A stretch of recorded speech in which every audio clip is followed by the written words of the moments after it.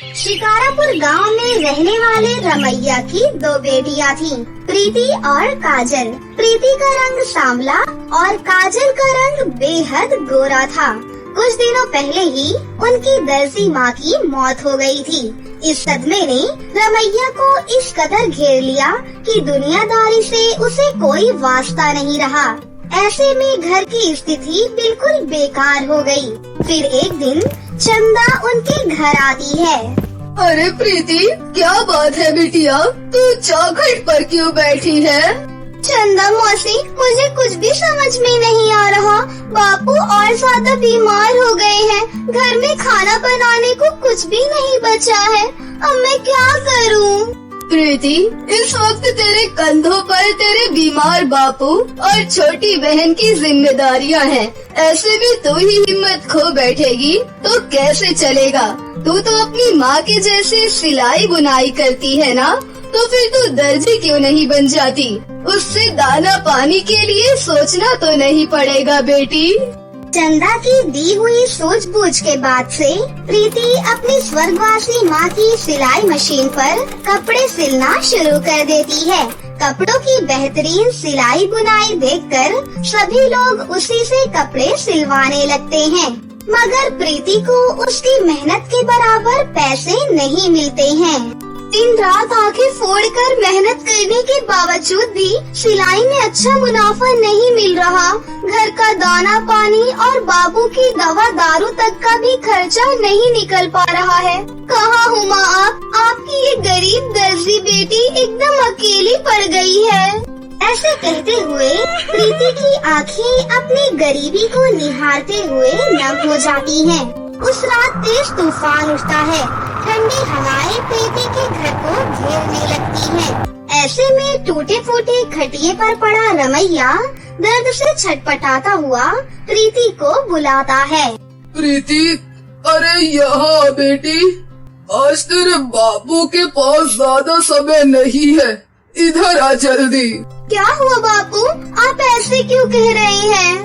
अरे बेटी, वादा कर, तू अपनी छोटी बहन को पढ़ाएगी लिखाएगी और उसके भविष्य को संवारेगी। वादा कर मुझसे। हाँ बापू, मैं वादा करती हूँ। मैं काजल को पढ़ाऊंगी और धूमधाम से उसकी शादी कराऊंगी। इसी के साथ रमैया हमेशा के लिए अपनी आंखें बंद कर लेता है और वो तूफानी रात दोनों बहनों पर बिजली बनकर गिरती है। दोनों बहनें अनाथ और बेसहारा हो जाती हैं, मगर किसी के जाने से जिंदगी कहाँ रुकती है। दीदी, पापू हमें छोड़कर कहाँ पर चले गए? वो हम बहनों को अपने साथ लेकर क्यों नहीं गए? हम वहाँ नहीं जा सकते काजल। बापू की दुनिया हमसे बहुत दूर हो गई है। अब तुम्हें अपनी दर्जी दीदी के साथ ही रहना होगा। समय बीतता है और गरीब दर्जी प्रीति अपनी बहन को स्कूल में दाखिला दिलाने के लिए दिन रात कपड़े सिलती रहती है। अरे प्रीति, मेरे कपड़े सिल दिए हैं ना? हाँ श्वेता चाची, आपके कपड़े तैयार हैं। फिर ये ले 200 रुपए। श्वेता चाची, पैसे कम हैं। 4 ब्लाउज सिलने के 400 रुपए हो गए। श्वेता बेहद ही कंजूस थी। वो प्रीति से कपड़े तो सिलवाती, मगर जब बात पैसे देने की आती तो वो अक्सर सिलाई बुनाई में नुक्स निकालकर प्रीति को कम पैसे देकर अपना पल्ला झाड़ लेती। अरे बावली हो गई है क्या प्रीति?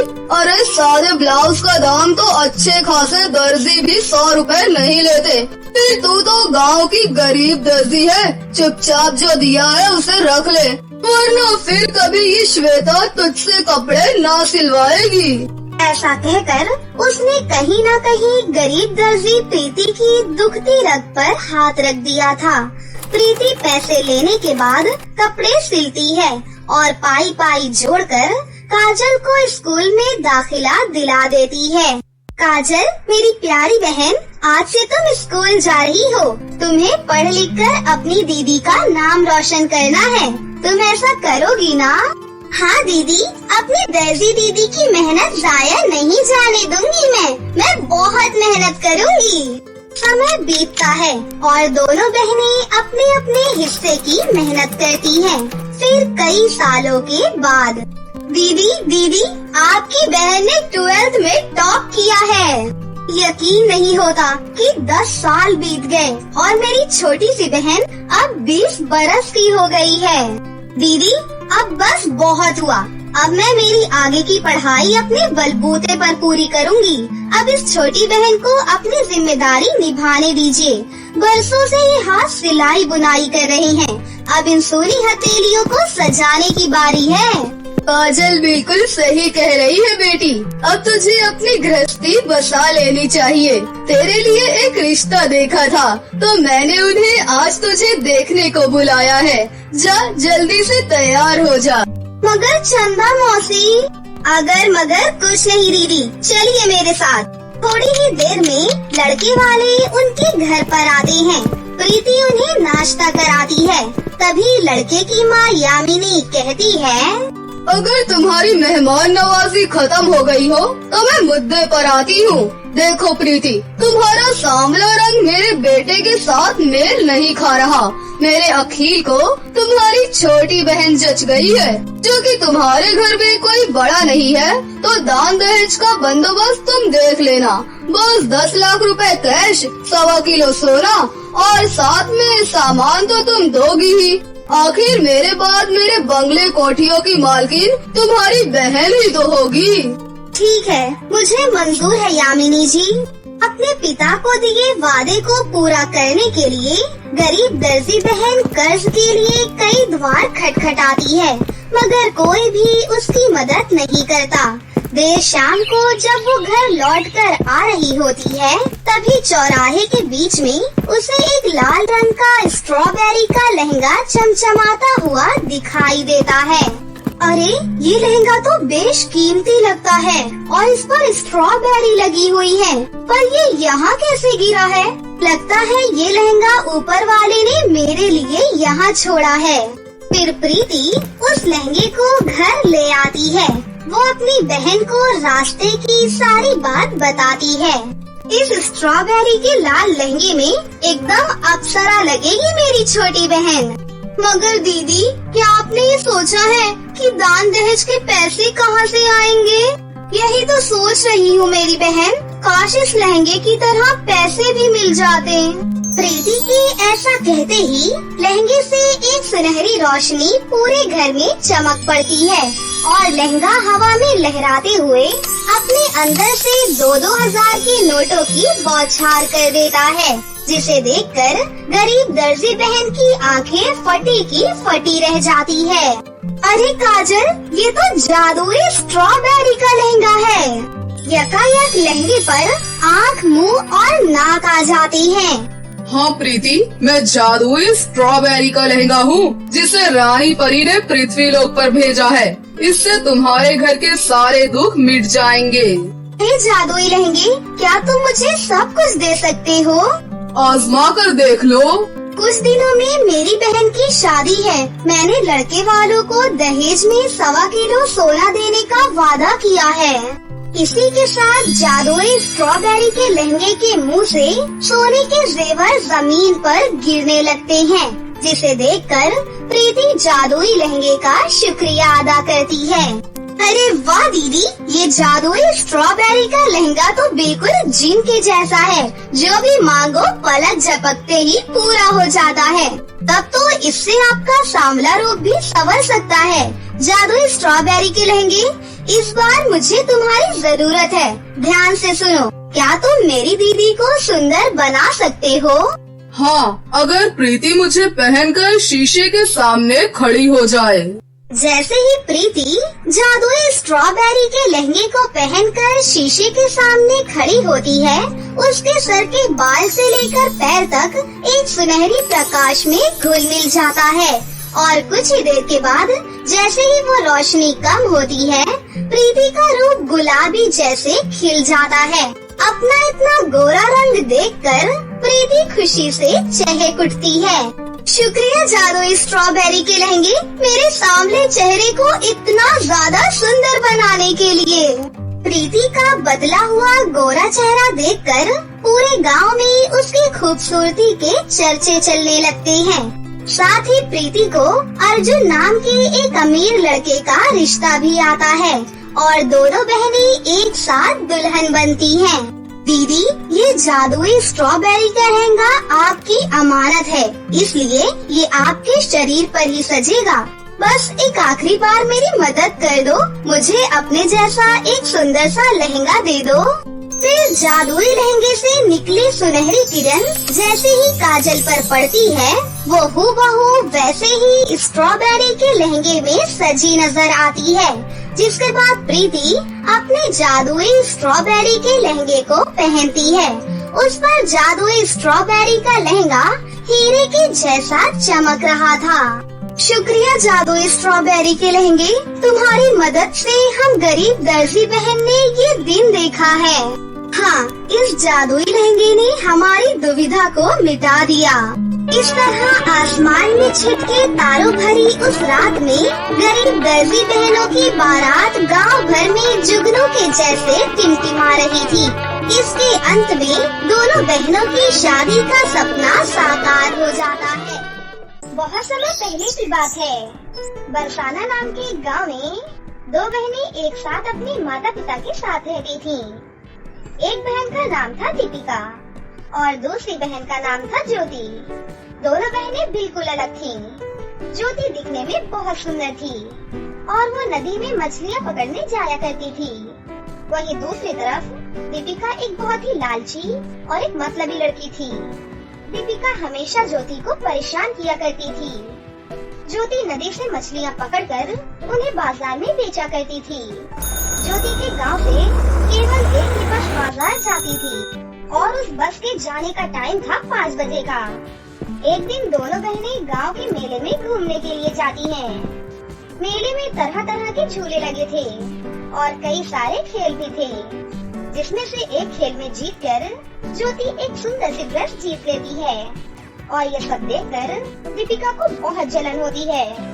दीपिका रात होने का इंतजार करती है और रात होते ही दीपिका ज्योति के कमरे में जाकर ज्योति की ड्रेस को आग लगा देती है और जल्दी से वहाँ से भाग जाती है। देखते ही देखते पूरे कमरे में आग फैलने लग जाती है और पूरे कमरे में धुआं धुआं हो जाता है, जिस वजह से ज्योति की आँख खुल जाती है। अरे नहीं, ये मेरे कमरे में आग कैसे लगी? अब मैं इस आग से बचकर बाहर कैसे निकलूं? बचाओ, बचाओ मुझे, कोई तो बचाओ। इसी तरह से ज्योति आग से बचकर अपने कमरे से बाहर निकलने की कोशिश करती है, लेकिन उसके कपड़ों में भी आग लग जाती है, जिस वजह से ज्योति का चेहरा जल जाता है और वो बहुत बदसूरत बन जाती है। ये सब देखकर दीपिका बहुत खुश होती है। ज्योति का चेहरा जलने की वजह से उसे सभी लोग नापसंद करने लगे और सभी उससे दूर रहने लगे। अब कोई भी ज्योति से बात तक नहीं करता था। ज्योति के गांव में एक चुड़ैल रहती थी जो परियों को कैद किया करती थी। एक दिन वो चुड़ैल जंगल में घूम रही होती है कि तभी उस चुड़ैल को बहुत जोर से प्यास लगती है और वो नदी के पास जाकर बैठ जाती है। चुड़ैल नदी के किनारे बैठकर अपने आजू बाजू देखती है। चुड़ैल नदी के किनारे बैठकर अपना थैला साइड में रख देती है और नदी का पानी पीने लगती है, लेकिन उस नदी से एक मछली उस चुड़ैल का थैला निगल लेती है और नदी के अंदर चली जाती है। इससे पहले कि चुड़ैल उस मछली को पकड़ पाती, वो मछली नदी में बहुत दूर पानी में चली जाती है। अरे अरे, ये क्या हो गया? इस मछली ने तो मेरा थैला ही निगल लिया। अब मैं क्या करूं? चुड़ैल अपने थैले को ढूंढने की बहुत कोशिशें करती है, लेकिन ना मिलने के बाद वो हार मान लेती है और वहाँ से उड़कर वापस चली जाती है। अगले दिन नदी के पास ज्योति मछली पकड़ने के लिए आती है और गलती से वही मछली ज्योति के कांटे में फंस जाती है, जिसने चुड़ैल का थैला निगल लिया था। ज्योति उस मछली को देखकर बहुत ही ज्यादा खुश हो जाती है। मछली बहुत ही बड़ी और मोटी थी। अरे वाह, ये मछली तो बहुत बड़ी है, इसे बेचकर तो मुझे बहुत सारे पैसे मिल जाएंगे। लेकिन उस दिन ज्योति बस नहीं पकड़ पाती। उसे बस पकड़ने में काफी देरी हो जाती है और बस निकल जाती है। अरे बस तो निकल गई, अब मैं क्या करूं? फिर ज्योति वो मछली लेकर पैदल ही अपने घर चली जाती है। ज्योति के पास खाना खरीदने के लिए कुछ भी पैसे नहीं थे, इसलिए ज्योति उस मछली को काटकर मछली बनाने लगती है। ज्योति उस मछली को काटने लगती है, लेकिन जैसे ही ज्योति उस मछली को काटती है, ज्योति को उस मछली के पेट के अंदर से एक थैला दिखाई देता है और ज्योति हैरान रह जाती है। अरे ये क्या? मछली के पेट के अंदर इतना बड़ा थैला, ये कहाँ से आ गया? उसके बाद ज्योति उस थैले को खोलकर देखने लगती है। ज्योति उन्हें बाहर निकाल लेती है और उस थैले के अंदर से 3 लिपस्टिक निकलती हैं। अरे वाह, ये लिपस्टिक तो बहुत ही सुंदर है। ज्योति एक एक करके उन तीनों लिपस्टिक से ढक्कन खोल देती है। जैसे ही ज्योति उन तीनों लिपस्टिक को खोलती है, उनमें से 3 सुंदर सुंदर परियां बाहर निकलती हैं। हमें आजाद करने के लिए तुम्हारा बहुत बहुत शुक्रिया लड़की। इस लिपस्टिक की डब्बी में हम बहुत दिनों से कैद थी। एक चुड़ैल ने हमें इस डिब्बी में कैद करके रखा हुआ था, लेकिन अब ये लिपस्टिक तुम्हारे पास है, तो इसलिए आज से आप हमारी मालकिन हैं। हम तीनों परियां यहाँ केवल आपके ही काम करेंगी और आपकी ही बात मानेंगी। हाँ हाँ, तुम सही कह रही हो। चलो, सबसे पहले हमें अपनी मालकिन को खूबसूरत बनाना चाहिए। उसके बाद वो तीनों परियां मिलकर ज्योति का मेकअप करने लगती हैं और उसे नए कपड़े पहनाती हैं और देखते ही देखते ज्योति सर से लेकर पाँव तक बहुत ही सुंदर हो जाती है। अपने आप को आईने में देखकर ज्योति बहुत खुश होती है। थोड़ी ही देर में वहाँ पर ज्योति की बहन दीपिका भी आ जाती है। ज्योति की खूबसूरती को देखकर दीपिका को उससे बहुत जलन होती है।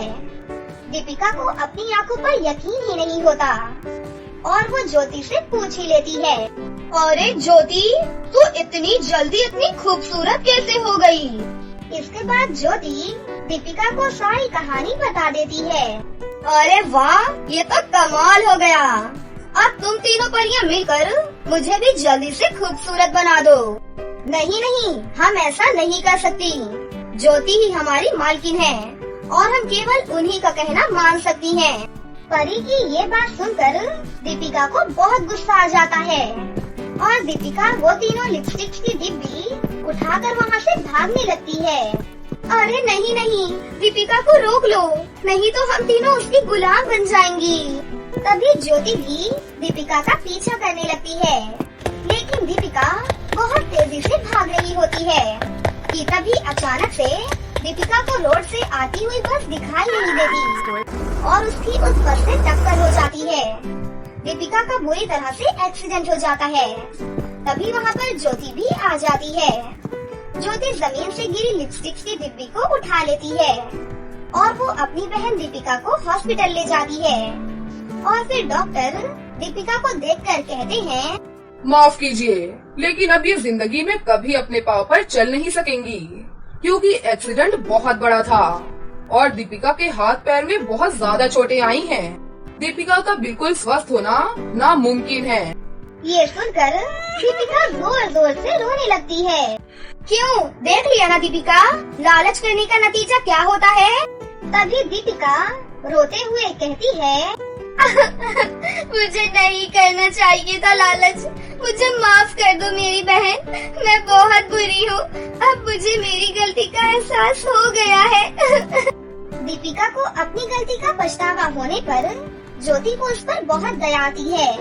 तभी ज्योति उन 3 परियों से दीपिका को ठीक करने के लिए कहती है। फिर वो तीनों परियां मिलकर अपनी जादुई शक्तियों से दीपिका को फिर से पहले की तरह ही कर देती हैं। दीपिका अब पूरी तरह से ठीक हो जाती है। दीपिका ज्योति से अपनी गलतियों की माफी भी मांगती है और अब वो सुधर जाती है और उस दिन के बाद से वो दोनों बहनें जादुई 3 लिपस्टिक के साथ हंसी खुशी से रहने लगती हैं। ये कहानी है मनकपुर नाम के एक गांव की, जहां निहारिका अपनी बड़ी बेटी कनिका और छोटी बेटी प्रीति के साथ रहा करती थी। उनका एक छोटा सा टमाटर का बगीचा था और निहारिका दूसरों के घरों में बर्तन धोकर घर का गुजारा किया करती थी और कनिका घर पर कपड़े सिलने का काम करती थी। जल्दी से सूट का काम निपटा लेती हूँ, उसके बाद पर्दे सिलने बैठ जाऊंगी। चलो कनिका बेटी, अब मैं काम पर जा रही हूँ। और दीदी, मैं भी स्कूल जा रही हूँ। अरे छोटी, है जरा, ये ले, तेरी दीदी के पास तुझे देने के लिए ज्यादा तो नहीं है, मगर थोड़े पैसे हैं, रास्ते में काम आएंगे। ऐसे ही एक दिन प्रीति अपने दोस्तों के साथ खेल रही होती है। उसी समय पल्लवी अपने हाथ में एक फ्रॉक लेकर आती है और कहती है, अरे ये देखो, मेरी नई ड्रेस सुंदर है ना? मेरे पिताजी शहर से लेकर आई है मेरे लिए, बहुत महंगा है ये। और तुम्हें पता है, मैं इस बार कॉलेज के ड्रेस कंपटीशन में यही ड्रेस पहनूंगी। अरे वाह पल्लवी, तुम्हारी ये ड्रेस तो बहुत सुंदर लग रही है। मैं भी अपनी माँ से ऐसी ही ड्रेस लाने को कहूँगी। क्या कहा तुमने? तुम्हारी माँ ऐसी ड्रेस लेकर आएंगी? ऐसा कभी नहीं हो सकता, क्योंकि तेरी माँ बहुत गरीब है और 2 वक्त की रोटी के लिए दिन भर लोगों के घरों में बर्तन धोने का काम करती है और तेरी बहन कपड़े सिलती है। तुम लोगों के पास तो सिर्फ पेट भर खाने के ही पैसे होते हैं, इसलिए तुम मेरी तरह महंगे ड्रेस कभी नहीं पहन सकती। तुम कुछ भी कहो, लेकिन इस बार मेरी ड्रेस तुमसे अच्छी होगी। इतना कहकर प्रीति वहाँ से उदास होकर घर वापस आ जाती है। अरे प्रीति, क्या हुआ? तू इतनी उदास क्यों है? दीदी, मेरी दोस्त पल्लवी है ना, वो मुझे बहुत चिढ़ाती रहती है कि मैं बहुत गरीब हूँ और अच्छे कपड़े कभी नहीं पहन सकती। उसके पिताजी शहर से उसके लिए एक बहुत सुंदर सी ड्रेस लेकर आए हैं। दीदी, मुझे भी ऐसी ही एक सुंदर सी ड्रेस पहननी है। प्रीति, तुझे तो पता है हमारे घर के हालात, लेकिन तू चिंता मत कर, हमारे घर के हालात जल्द ही ठीक हो जाएंगे, ठीक है? अरे आज फिर से दोपहर हो गई, पौधों में पानी डालने जाना है। मैं काम करती हूँ, रोटी बांध देती हूँ और वहीं पर जाकर खा लूंगी। फिर जैसे ही कनिका खेत पर पहुँचती है, तो वहाँ पर एक बुढ़िया बैठी हुई होती है, जो कि उससे खाना मांगने लगती है। सुनो बेटी, इस गरीब बुढ़िया पर तरस खाओ, अपने में से एक रोटी खाने को दे दो, बड़ी भूख लगी है बेटा, शरीर में जान ही नहीं बची। कोई बात नहीं, ये लो अम्मा, आप मेरा खाना खा लो। फिर वो बुढ़िया कनिका का खाना खाने लगती है और खाना खाने के बाद बुढ़िया उससे कहती है, धन्यवाद बेटी। बेटी, तुम परेशान क्यों लग रही हो? कुछ नहीं अम्मा, मैं रोज इन टमाटर के पौधों में पानी देती हूँ, मगर ये टमाटर है कि बढ़ ही नहीं रहे हैं। चिंता मत करो बेटी, तुम्हारी मेहनत खाली नहीं जाएगी, ये खेत तुम्हें बहुत फल देंगे। फिर वो बुढ़िया उन टमाटर के पौधों को छूकर वहाँ से चली जाती है। ऐसे ही एक दिन यहाँ गरीब कनिका अपनी झोपड़ी में बैठकर कपड़े सिल रही थी और वहीं प्रीति के साथ स्कूल में।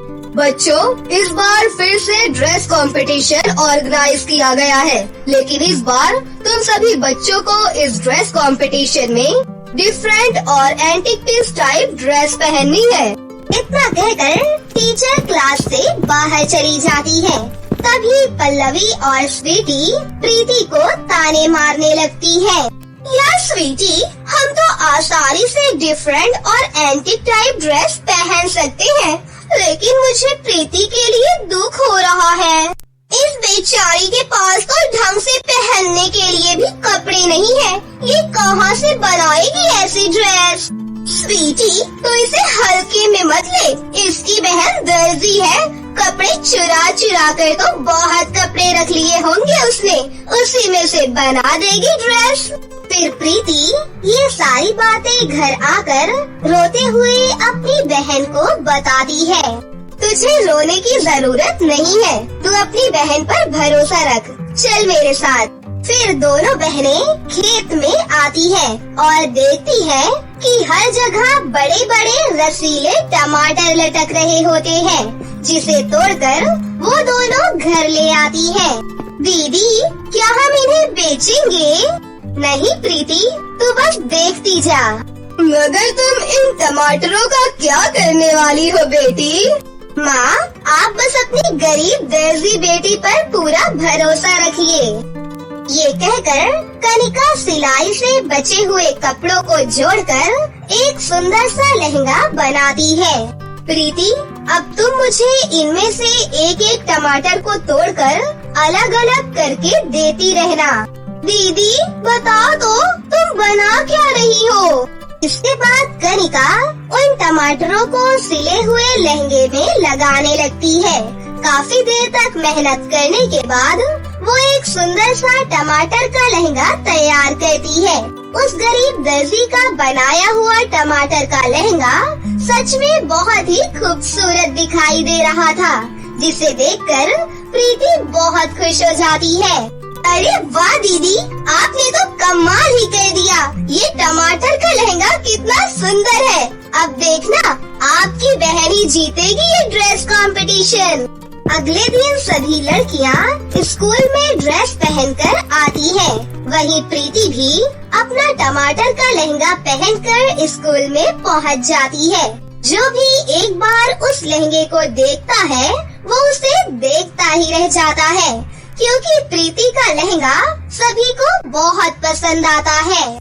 वाह प्रीति, इट्स ब्रिलियंट। तुम्हारा टमाटर का लहंगा सबसे सुंदर लग रहा है। किसी ने सच ही कहा है कि अगर ऊपर वाला किसी को गरीब बनाकर भेजता है तो उसके हाथ में हुनर देकर भेजता है। जैसे तुम्हारे हाथों में ये हुनर है, जिससे तुमने टमाटर से इतना बढ़िया लहंगा बनाया है। इसलिए तुम इस ड्रेस कंपटीशन की विनर हो। उस पर गरीब प्रीति बहुत खुश हो जाती है और वो कहती है, thank you so much ma'am. शुक्रिया मेरी दर्जी दीदी। आज आपके बनाए टमाटर के लहंगे से आपकी छोटी जीत गई। घर आकर प्रीति खुशी से अपनी जीत के बारे में सबको बताती है और उस टमाटर के लहंगे को दीवार पर टांग देती है। तभी आधी रात में दीवार पर टंगा टमाटर का लहंगा एक सुनहरी रोशनी से जगमगाने लगता है, जिससे कनिका जाग जाती है। अरे, मैंने तो लालटेन बुझा दी थी, फिर रोशनी कहाँ से आ रही है? तभी वो देखती है कि सारे टमाटर सोने के रंग के हो गए हैं। फिर वो अपनी माँ और बहन को उठाती है। अरे, क्या हुआ कनिका बेटी? ये देखो माँ, लहंगे में लगे सारे टमाटर सोने के हो गए हैं। अरे हाँ कनिका बेटी, ये टमाटर तो खरा सोना लग रही है। तभी उस लहंगे में से एक आवाज आती है, कनिका, भले ही तुम गरीब हो, मगर एक गरीब को तिनके की भी कदर होती है। हम जादुई टमाटर हैं और तुम्हारी मदद करना चाहते हैं। तुम एक एक टमाटर को तोड़कर अपनी जिंदगी संवार सकती हो। ये सुनकर सभी बहुत खुश हो जाती हैं। फिर अगले दिन कनिका सोने के टमाटर बेचकर राशन पानी खरीद कर लाती है। ऐसे ही समय बीतता है। फिर एक दिन प्रीति कनिका से कहती है, दीदी, अब तो हमारे पास जादुई सोने के टमाटर हैं, तो क्यों ना हम उससे अपने रहने के लिए पक्का घर बनवा लें? वैसे भी ये झोपड़ी बहुत कच्ची है और कमजोर भी हो गई है। दिन रात मिट्टी झड़ती रहती है। इसके बाद कनिका फिर से जादुई सोने के टमाटर से मदद मांगती है। हे जादुई सोने के टमाटर, हमें हमारे लिए एक पक्का मजबूत घर चाहिए, हमारी मदद करो। तभी जादुई टमाटर का लहंगा फिर से चमकने लगता है और कनिका एक सुनहरा टमाटर तोड़कर अपने लिए पक्का घर बनवाती है। कुछ महीनों में उनका घर बनकर तैयार भी हो जाता है। फिर वो तीनों उस घर में हंसी खुशी से अपनी जिंदगी जीने लगती है।